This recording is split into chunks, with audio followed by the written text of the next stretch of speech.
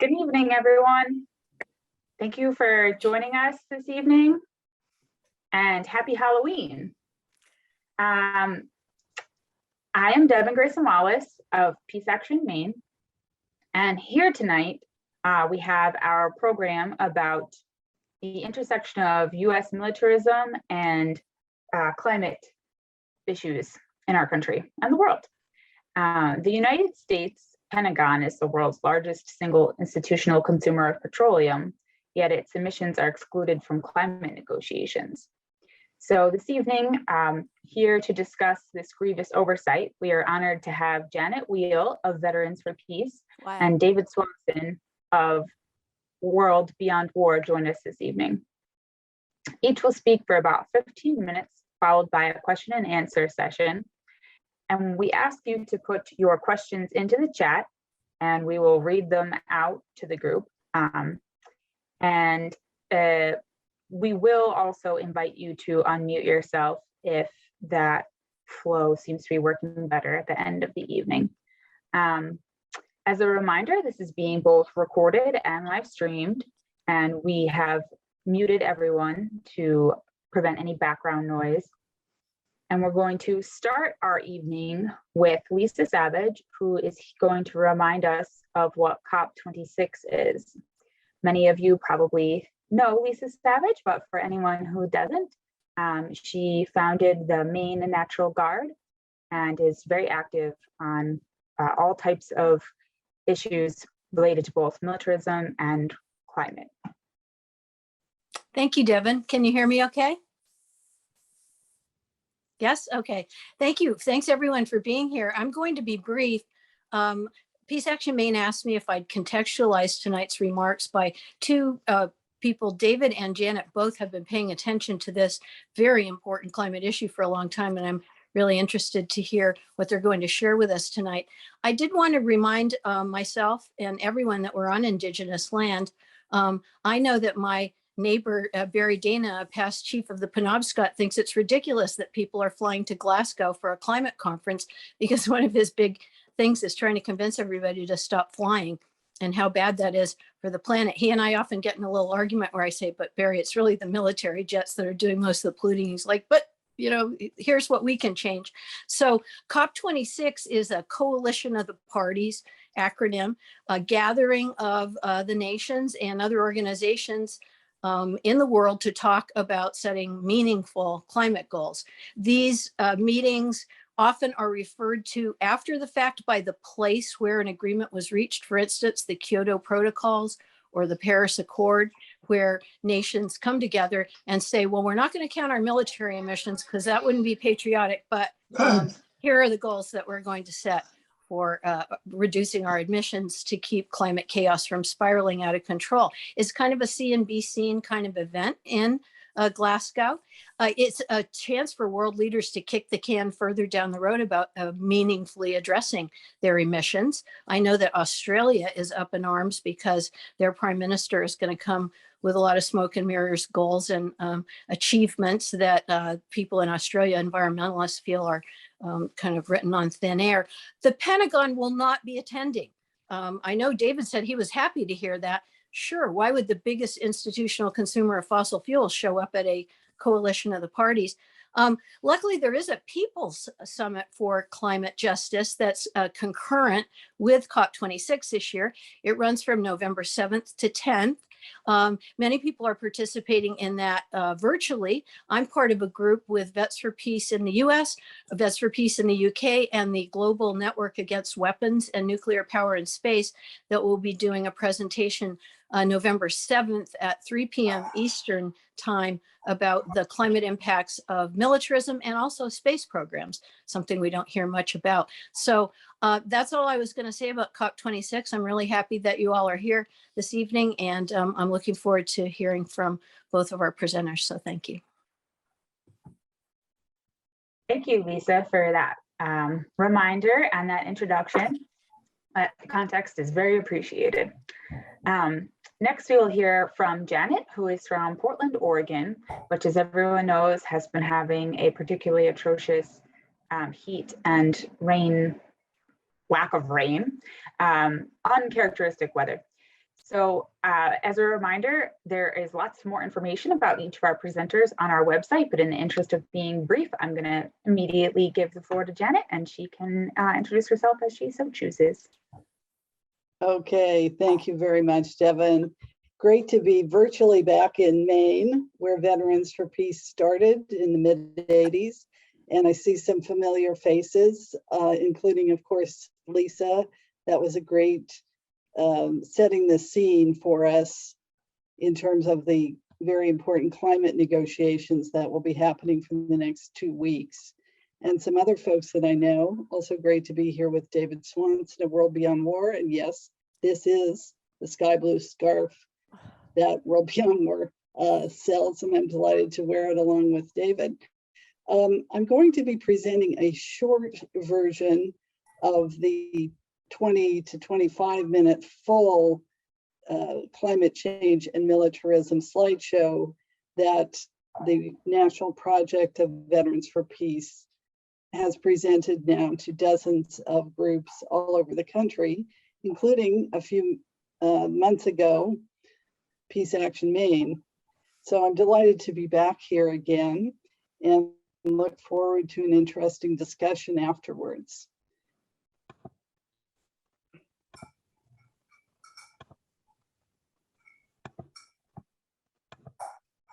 Oh, sorry. I'm going to start with a couple of slides that, that show the motivation which many of us share as we deal with both the climate crisis and US militarism and war. The executive director of Veterans for Peace, Garrett Reppenhagen, comes at this first as a father concerned about his child's future, which is a powerful motivation also for me and many others. I'll just give you a moment to read his words, and then I'll say a bit more about the national project.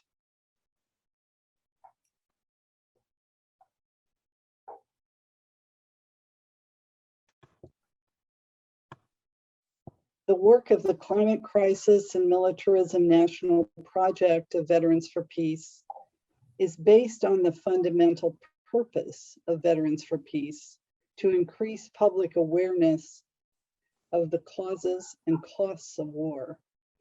Militarism, and specifically US militarism, is one of the most serious and rapidly accelerating costs of war.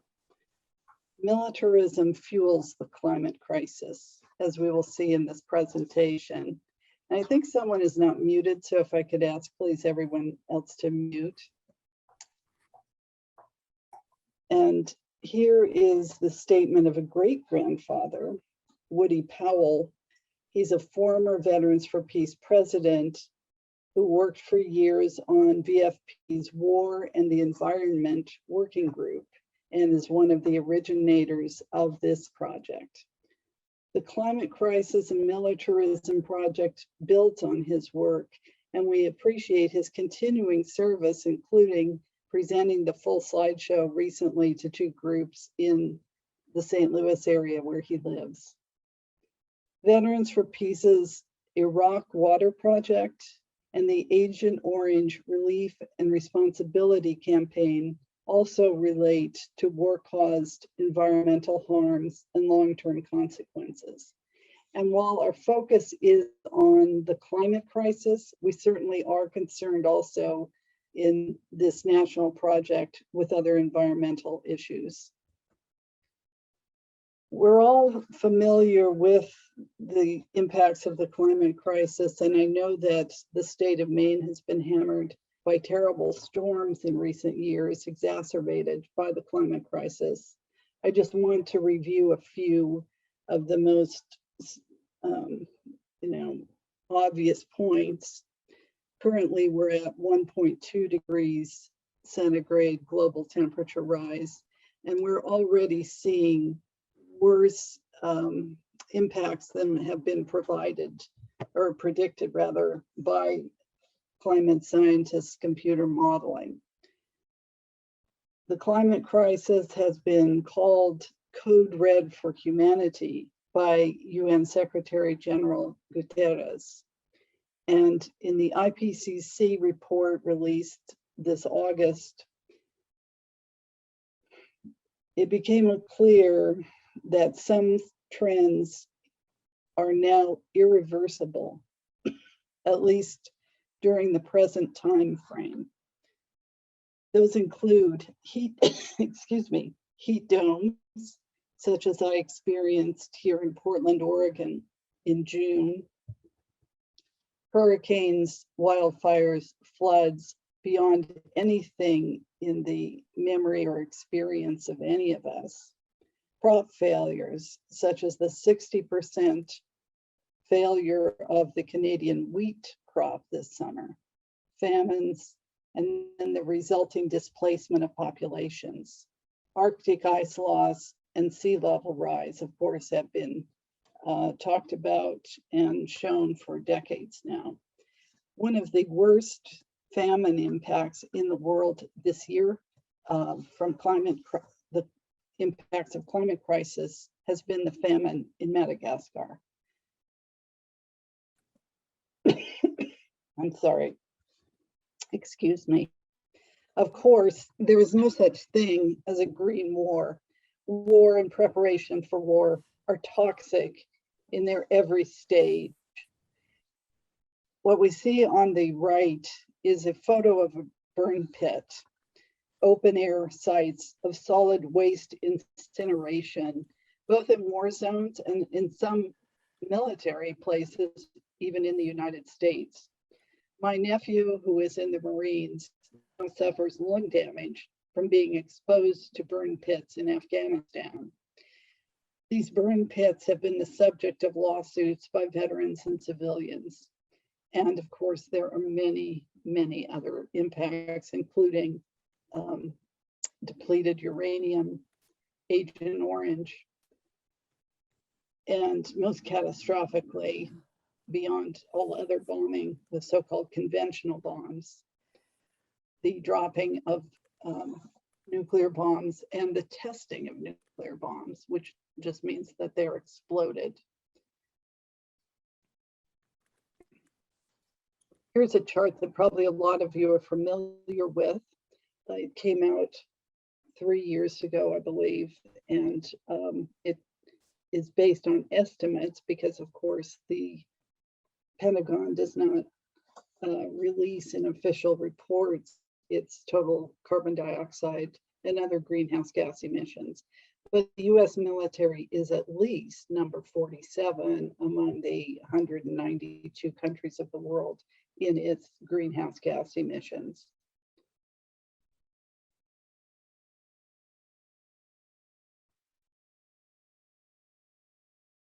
With the US finally ending the 20 years of war in Afghanistan, although we know there will be continuing drone strikes there, we are now seeing increased noise directed at China and Russia. On the left, you see a photo of war games in the Pacific that involved US, British, and Australian navies. There are regular wargaming exercises with the militaries of South Korea and Japan, to the fury of a lot of South Koreans and Japanese, I might add. The US and NATO run war games in North and Eastern Europe, and we see that in the photo on the right, Arctic winter conditions, war gaming in Norway. NATO has surrounded Russia with a ring of ballistic missiles in spite of promises to refrain from this kind of provocation. These so-called games or exercises use tremendous amounts of fuel and emit huge greenhouse gas emissions. The social cost of carbon is a relatively new concept and computer modeling tool. And this was first presented to the Climate Crisis and Militarism group by the author and veteran Eric Edstrom during our convention workshop in August. It's a way of calculating in dollars the impact of climate caused catastrophes or problems. Military missions, even without a hot war, contribute to the long-term damage of the climate crisis. Those impacts include, as I've already mentioned, crop failures and other loss of agricultural productivity, human health impacts, property damage, and increased energy costs of all kinds. For most of us in this country still, we see these as inconveniences, but for others, it's the difference between life and death.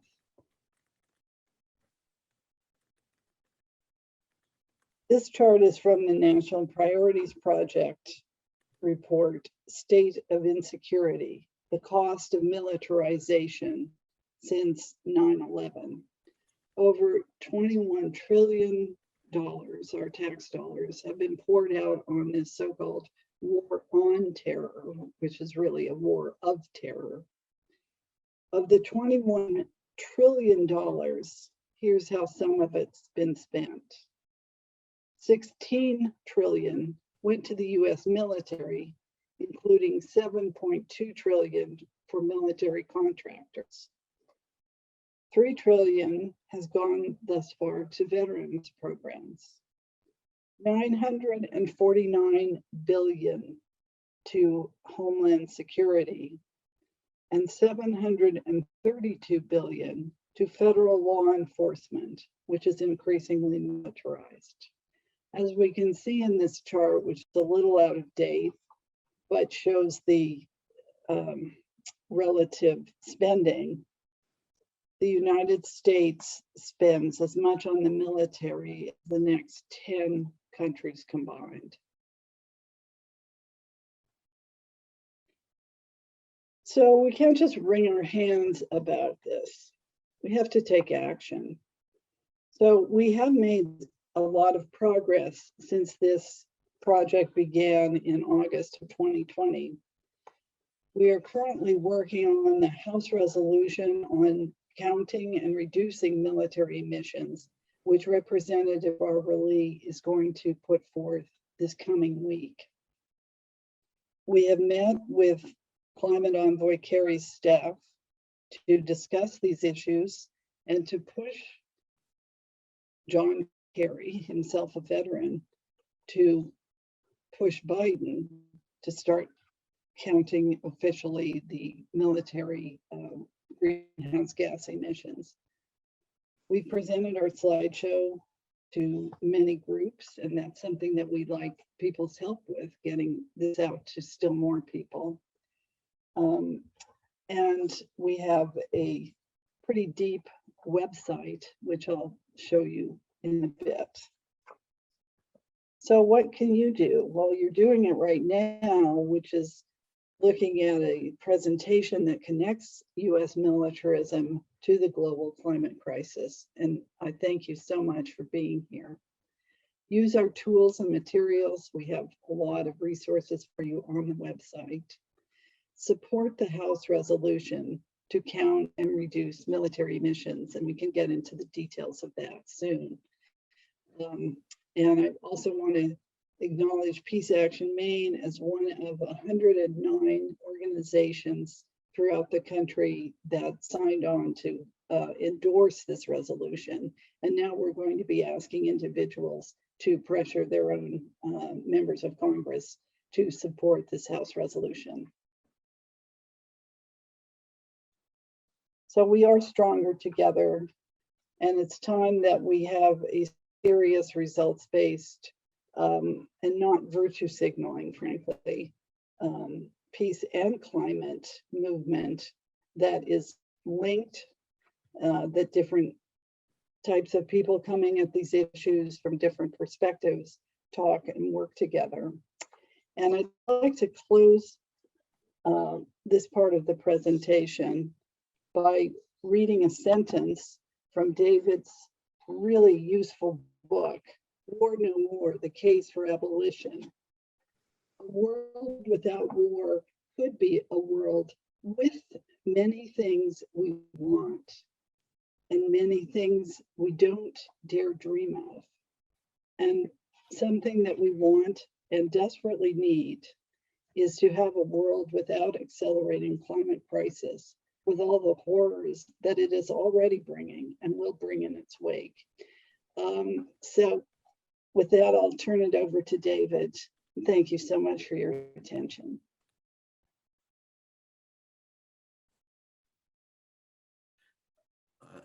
Thank you. I guess I'm up. Terrific presentation, Janet, and it's great to be here with this group and with Janet and with Lisa and with Martha.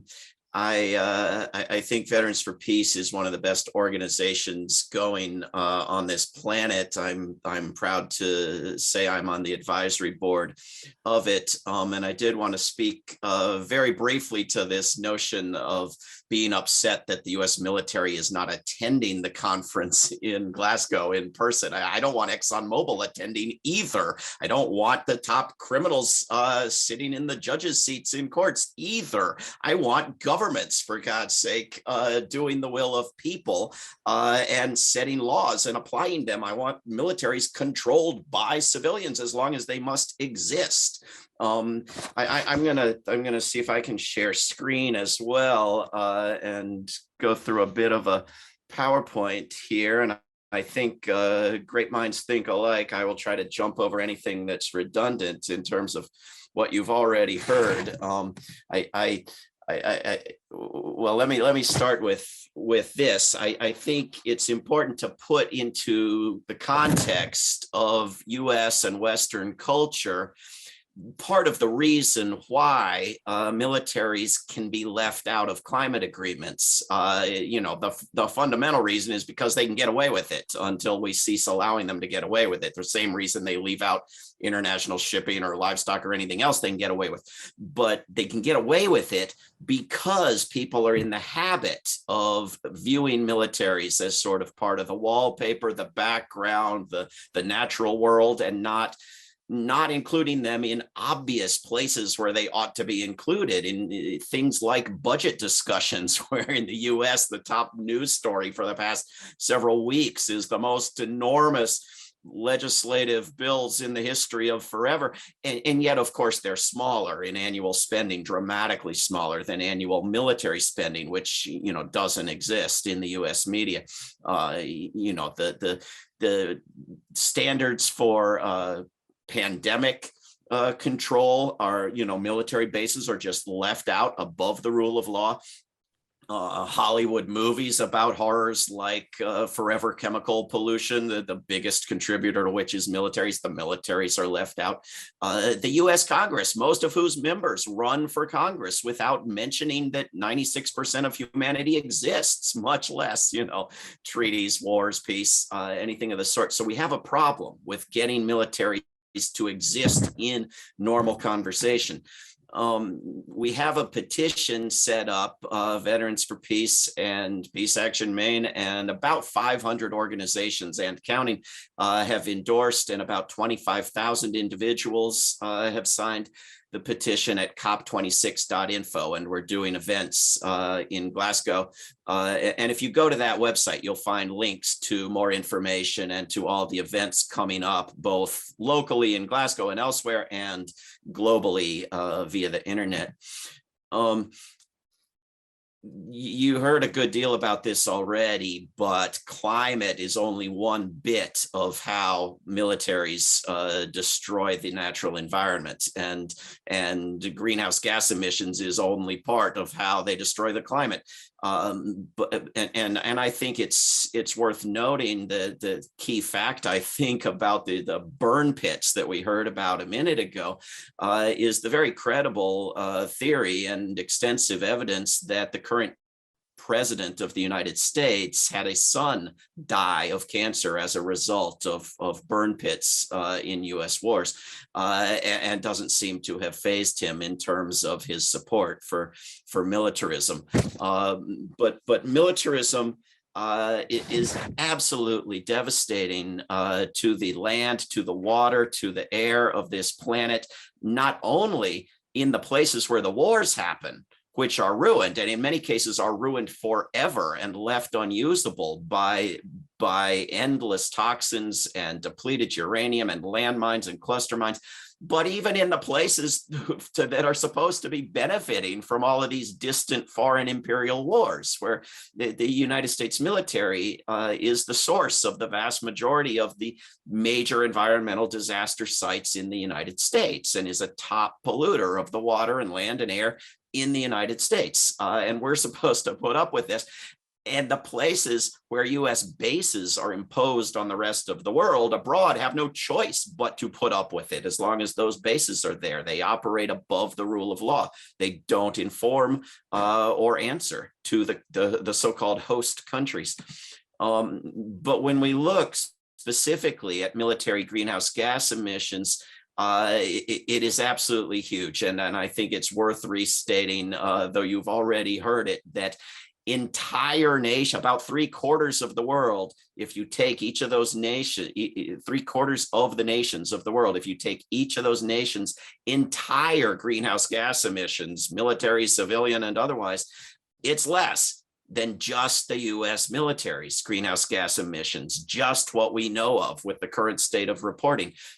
So it's not, it doesn't dominate US greenhouse gas emissions, but it is on the global scale, major, incredibly significant, just the US military. And when you add the other militaries to it, it's even more.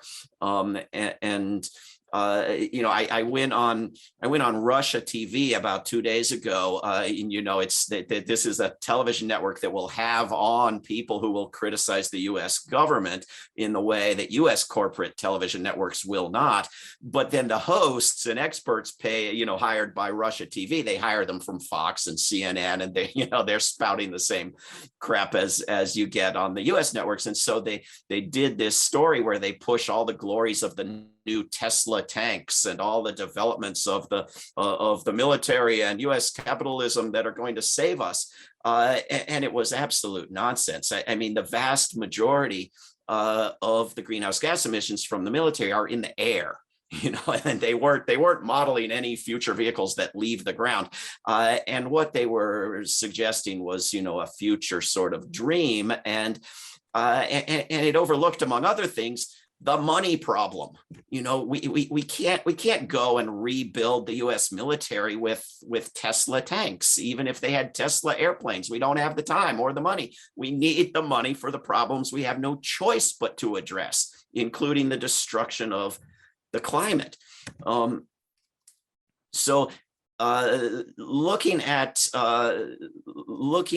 the US military with the EU and the UK next to it, this is from a friend who studies the UK military carbon emissions in some detail, but occasionally throws in a graphic with the US in it, and you see what it does it just dwarfs the whole topic of what the UK is doing. I wanted to mention that at worldbeyondwar.org, we've created a database of resources. If you click on resources or go to /resources, and you can put in a topic like environment and get 100 and some resources, and you can click on a type of resource like articles or videos or comic books or children's books or reports or videos or whatever. And so we've tried to put the very most useful things there, and you all can correct me after this meeting in terms of what we've left out that ought to be there. This is, I mentioned already, one of the horrible ways that the US military is polluting the water of the world is with these chemicals that they use unnecessarily to put out fires, that they practice putting out fires. And a friend of ours, Pat Elder, has created a website, militarypoisons.org, if you want all the details you can imagine. This is a nice fun fact I like to throw in here for the intersectionality, as they call it. You know, the heating of the earth is blowing up piles of weapons that are lying around on the earth. You know, these two problems are interlocked in many, many, many ways, but this is one new way. You know, trying to break through this sort of magical force field that prevents most of the human species from knowing this problem exists at all. I wrote a Harry Potter story about the secret of COP26 and the smoke belching train headed up to Glasgow for COP26 meeting. And you can go read it at bit.ly/COP26Potter. But I will give away the secret. The secret is they leave militaries out of the climate agreements. The big problem I have with this topic whenever it does get brought up, which is rare enough, is that militaries are thought of as a sort of a solution rather than the problem. You know, and this is growing, and the militarization of police in the United States, in particular, since the new Congress and the new president, when local police departments say the word climate, boom, they get tons of military equipment from the federal government, which of course they're not going to use in any way to address the climate. And we actually would benefit a great deal from addressing fires and hurricanes and floods with unarmed people trained in expertise for addressing fires and hurricanes and floods. You know, one reason is that, you know, for many decades, the U.S. military has used natural disasters, as they're called, as excuses to get into new territories and islands and never leave. You know, this is my understanding of the U.S. Navy's motto, "A force for good." They're there for good. You know, they're not leaving. They're not getting out. And the whole idea of the military as a solution, or that we should just swoon in admiration because the military admits the problem exists, you know, it's just not good enough. The military is a major driver of the pollution itself, wages wars to control the fossil fuels with which to pollute further, threatens wars to go after territories that are opening up as the ice melts, props up, gives arms and training and funding and support to facilitating coups and to propping up brutal governments in significant part for control of fossil fuels. You know, and the military's reports and NATO's reports, the recommendations that come out of these institutions, what they would be saying if they were in those meetings in Glasgow, armed or otherwise, is very, very little about Tesla tanks, which the military has not exhibited any interest in yet. It's just a Tesla thing. It's mostly about adapting, which obviously we have no choice but to adapt. But if we're just adapting, we're going to very soon reach a situation we can no longer adapt to. So it has to be about ceasing to exacerbate the problem. And there you get very little from the military, but you do get militarization of borders, treating the victims as the enemies. You know, this is where deferring to the military on these questions leads you.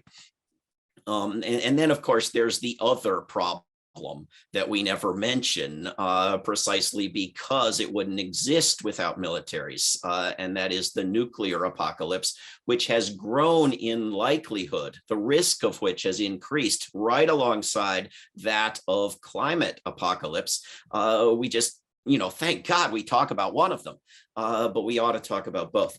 And I know we in this meeting all probably do, but the larger we don't. I wanted to just show some numbers here. There was a proposal from President Biden early this year for climate aid to foreign governments. And if you put it as a graphic on a chart with so-called military aid, that is weaponry, and other economic aid, actual non-weapons aid, it's just negligible. And if you put US government climate spending, even proposed huge progressive climate spending, next to fossil fuel subsidies, it doesn't measure up. So, what sense does that make? And then if you throw military spending onto the same chart, both of them become almost invisible. And then the goals, I should pull out the document I have on this if I'm going to talk about it, but the goals on the climate that President Biden proposed early this year for, future decades were just largely nonsensical and full of, speculative future technologies and things left out and loopholes.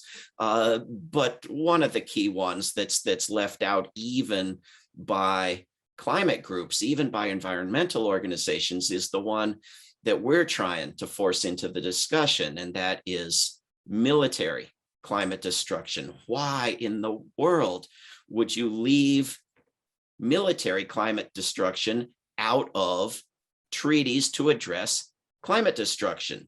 I asked this of one, advocate of the sort of change we're looking for. And his answer was, well, the nations are so busy dealing just with the civilian problems, they can't get around it, which completely evades the question, right, of why divide matters into civilian and military. We don't have two planets. We just got the one planet. Why separate militaries, give them a waiver at all? Why not put them in the same basket with the same laws as every other sector? Things that can be done, I recommend everything you've already heard in terms of using the resources from Veterans for Peace. I also recommend, again, going to cop26.info and looking at the links to particular upcoming events in the People's Summit that are going to be online. Resources for doing your own event on November 6th, Saturday, week from Saturday, when the big march is going to go through Glasgow. Look at info about the event we're doing on November 4th in downtown Glasgow on this topic, and keep pushing for a demilitarized Green New Deal, and keep working to build local peace and environment alliances, because the big environmental groups, most of them, the ones with any money, the ones you've heard of, they won't touch peace with a 10-foot pole, but the local ones love to. Everybody's local chapter of Sierra Club and every other group, more than happy to build alliances and work for peace, just as peace activists are always happy to work for environmental causes. So if we build these alliances locally in enough places, we can influence the national and international organizations. And I think this is the last slide I've got in here. I just wanted to throw this in as one tool, one sort of campaign that we do through World Beyond War and other allies. We just posted an article a couple of days ago about Rotary Club, a huge global organization, finally divesting from weapons.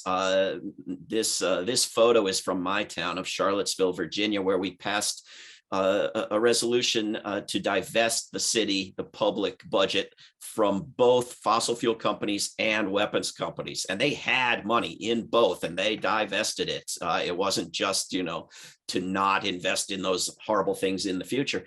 And it was a very educational process of, presenting a resolution that made the connections between the two supposedly separate topics, educated people in the process, and and divested those millions of dollars, and did that little bit more to make profiting from war and profiting from environmental destruction into the shameful things they ought to be, the scandalous things they ought to be for anyone to get away with doing. They shouldn't be the norm. It shouldn't be acceptable and something rare and bizarre to demand divestment from them.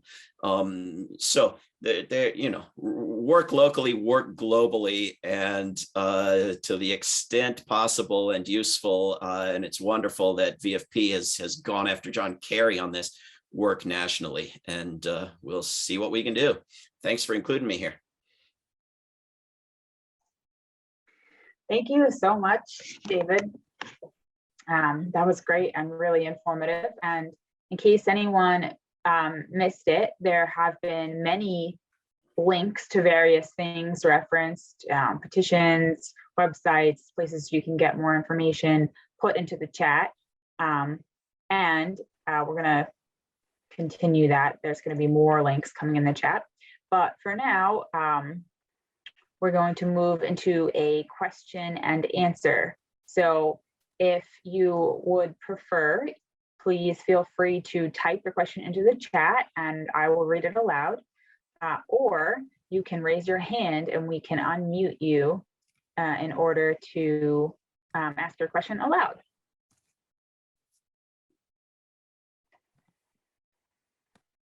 And yes, Martha is very helpfully putting additional links into the chat, our calls to action that we want to make sure to leave everyone with, which I'll speak more about after our question and answer session.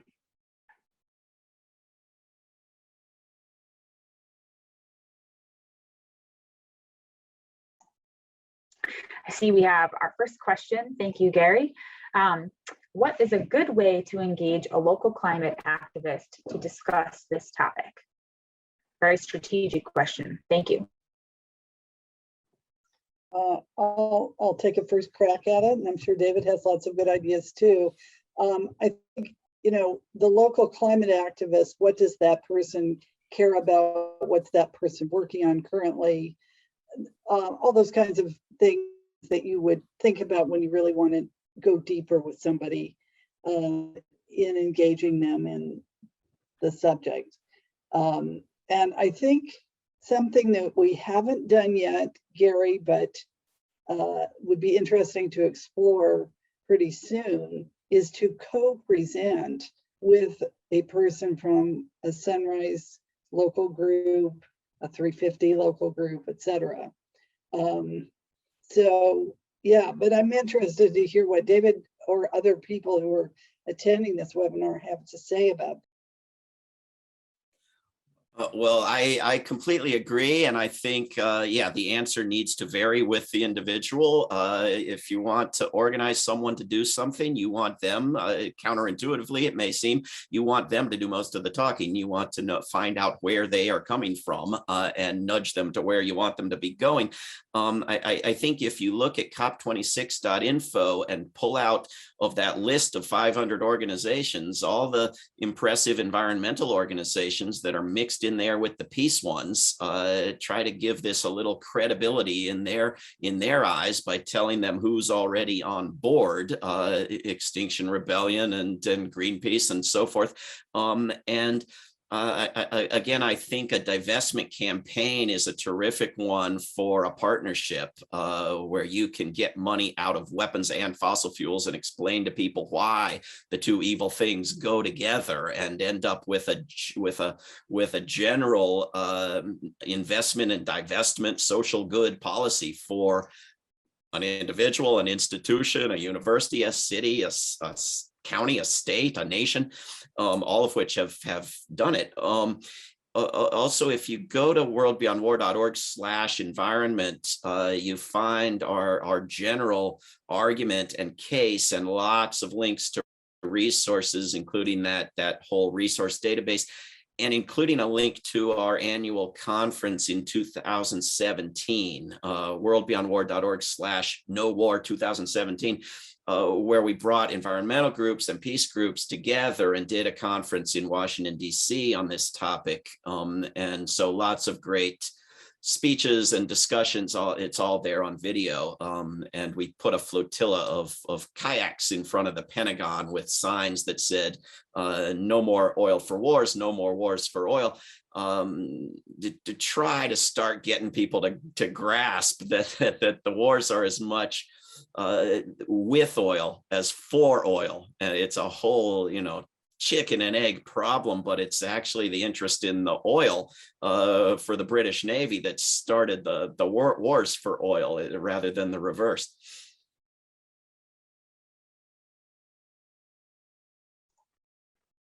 Thank you both. Yeah, great ideas and unique strategies, something we can all take away. I see that Donald wrote in the chat, Global Justice Ecology Project wants to help advise on environment issues and asking if someone could reach out to them. But honestly, Donald, I'm not entirely clear if this question is directed at us, Peace Action Maine, and others organizing this this evening's program, or at the experts. So I will see if either Janet or David has anything they want to respond. And if anyone else has a question, let us know by raising your hand or typing it into the chat. Yeah, Donald, I'm not familiar with that project, but you or anyone with that organization, please, and this is also true for people giving feedback to this presentation, feedback on this presentation, please email our project email address. It sounds like Global Justice Ecology Project wants to present. Anyway, send an email and we'll follow up on that. Yeah, I'm pretty sure I don't know them. I was just looking at their website and they look great, and we would be more than happy to work with them or anybody else. Wonderful. Well, making connections. Oh, sorry. I just wanted to bring up another resource, a very ambivalent resource. And David, I'm curious whether you're familiar with this, if you've read this report or scanned it. The House of Representatives has a select committee on the climate crisis. And last year they put out a report, which of course I eagerly read. And there's an 11-page section on national security, which is as much as they said about the US military. Leading up to their putting together this report, the House Select Committee held numerous hearings. And one of the hearings was on, again, they call it national security, not militarism or US wars and militarism, as David and I would do if we were running that committee.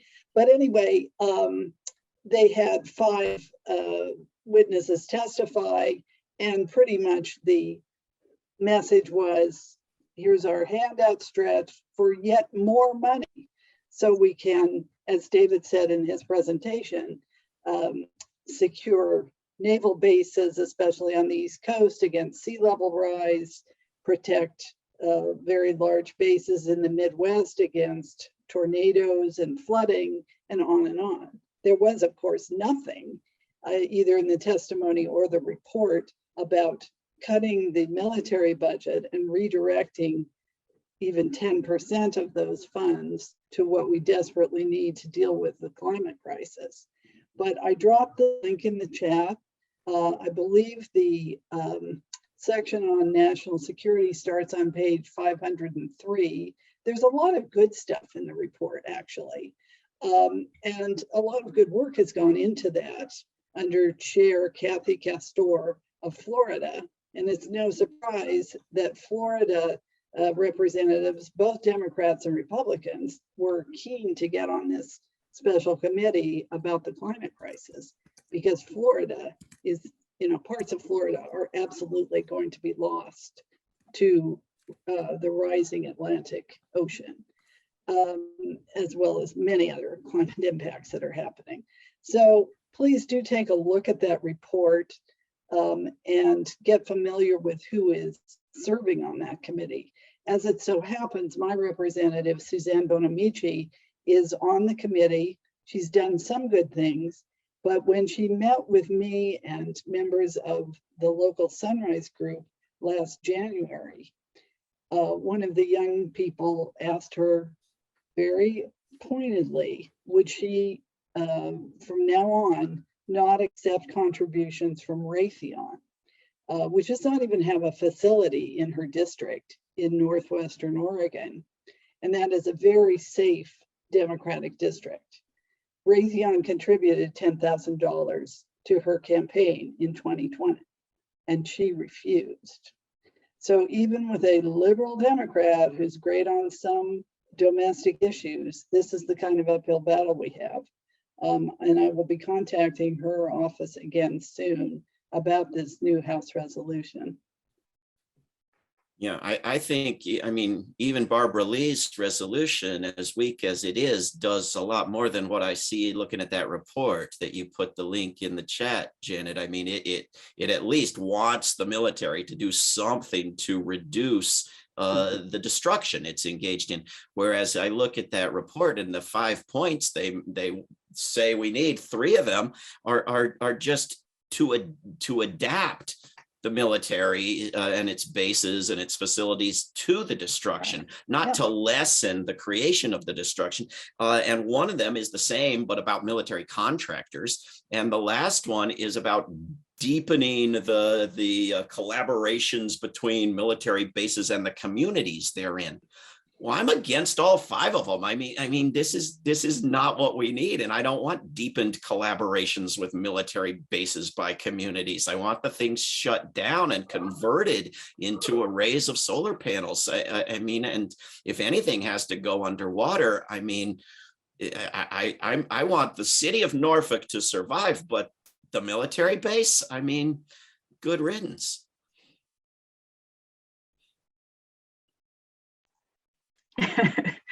Yeah, I hear that. Here. Heidi asked in the chat, she said she thought that it looked like the World Beyond War petition seems to be just for organizations, but we as people need to be able to send our individual voices to our global leaders at the COP26 that we are supporting your vision. Thank you. How can we best do this without joining the COP26 November 6th Day of Action? Well, that's horribly depressing, and I hope millions of people haven't failed to sign by getting that same impression somehow. But where it says that almost 25,000 people have signed it at the top, those are people, and we'd like just a few more, and it'll be over 25,000. And the fact that we list that we say, are you a person or an organization, is supposed to indicate that you could be either, and the fact that we take all the organizations and put their names there on the front of it was the last thing I wanted to do, was to mislead anybody into thinking it was only for organizations. It's horribly depressing, because now I'm thinking, did 10,000 other people have that same misunderstanding and not sign it and go away wishing there was a petition to sign? Please sign it. Tell everybody else to sign it. Sign the ones that VFP has and that everybody else has too. Yeah, Veterans for Peace right now, we're just waiting for Barbara Lee, and this is at the request of her staffers, who we are in frequent contact with. We're waiting for her to present the House resolution. And when she does that, we will change on our website to a form that people can fill out. You can email your rep, you can call your rep, and the best of all, if possible, you can go in person or on Zoom to meet with your rep to get that person to support the House resolution. Because I'm active on Twitter, I'm just going to drop in the chat the Twitter account for the president and climate envoy John Kerry, because your question was also, how do we get the word out during the COP to those 2 people? And their staffers monitor chat. COP26, to put it mildly, has not been trending nationally on Twitter in the United States. It's probably trending like mad in the UK. But I'm worried that the awareness of the COP, and this particular one especially, is not high in the United States, but it is super important. So, or other social media, of course, during the COP, following the news, sharing it with other people, commenting on it. I listened to and then read the entire text of John Kerry's speech in London last July, I believe it was, yeah, July. He's been running up his own carbon footprint quite a bit this year, flying all over the world, having pre-COP meetings with heads of state. And anyway, well, sorry, I could go into a whole thing about John Kerry. What he's saying is not adequate, to put it mildly, but I will be very interested to track his statements throughout the COP. He's leading the delegation, even though Blinken, of course, and not Kerry is the Secretary of State. And thank you, the hashtags are helpful. I'm going to drop a link in the chat to the page Keeping Up with Climate on by Kerry, because he is actually a tiny bit more important than the Kardashians. One person who's going to be there at the rally of activists is Congresswoman Ilhan Omar, and World Beyond War and Roots Action and others have emailed everybody we know in Minnesota's 5th district. And I've emailed in particular VFP Chapter 27 and asked, can you guys make sure that Congresswoman Omar mentions militaries in her, because she seems the most likely of the designated big speakers to be willing to. We'll see if she does. Thank you.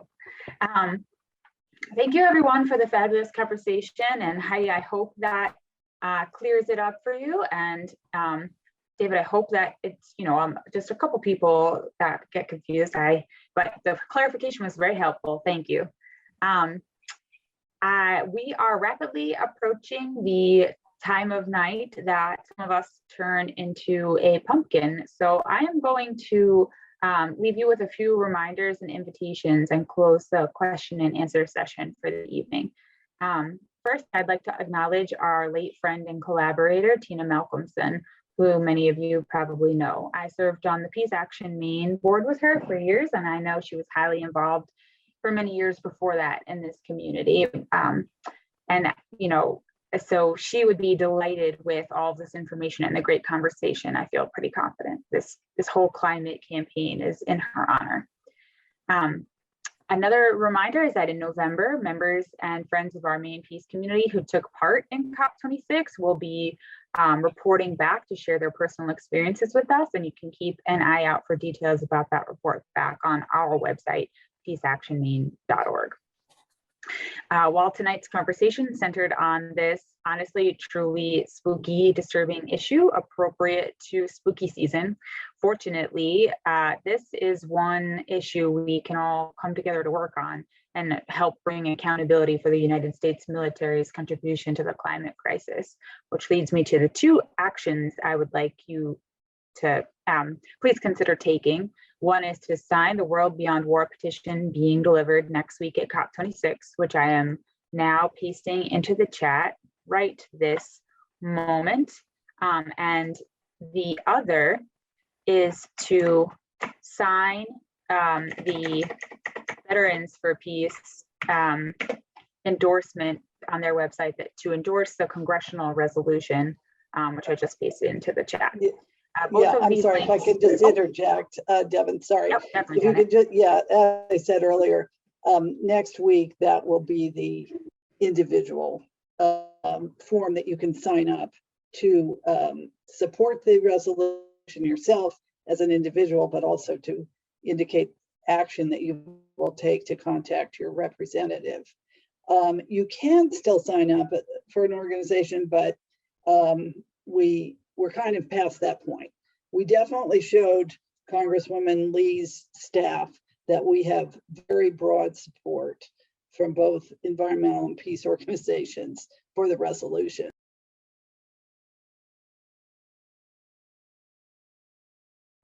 Thank you very much for that clarification, Janet. I apologize. That's my mistake.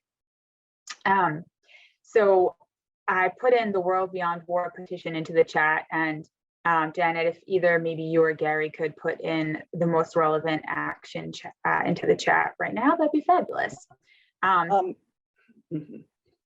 Yeah, I would say the most relevant thing right now is to please register for the online workshop with which Lisa Savage will be one of the speakers. And that too is a way to get the message across without going to Glasgow, Scotland, that you're watching and very concerned about what's going on there, and learn more about the climate crisis and militarism. Excellent, thank you. Both of these action links will be on the Peace Action Maine website following tonight's event. So if you have any trouble accessing the chat, don't fear, just go to the Peace Action Maine website and you will be able to take actions there. Thank you everyone for tuning in and being here with us on this Saturday night. And a particular thank you to our speakers, our local hero, Lisa Savage, Veterans for Peace presenter, Janet Weil, and her collaborator behind the scenes today, Gary Butterfield, who was helping put in many helpful chats, links into the chat. And World Beyond War co-founder and executive director, David Swanson. Thank you also to all our local ally organizations who helped co-sponsored and put on this event. PeaceWorks Greater Brunswick, Maine Natural Guard, Global Network, Space for Peace, Maine Veterans for Peace, and the Women's International League for Peace and Freedom, Maine. Please keep an eye on our website for other related events if you want to learn more or get more involved, as well as for those action items. And I hope everyone has a wonderful, warm evening and that their power stays on, because I know it is storming here. So be well and take care, everyone. Great to connect. Thank you.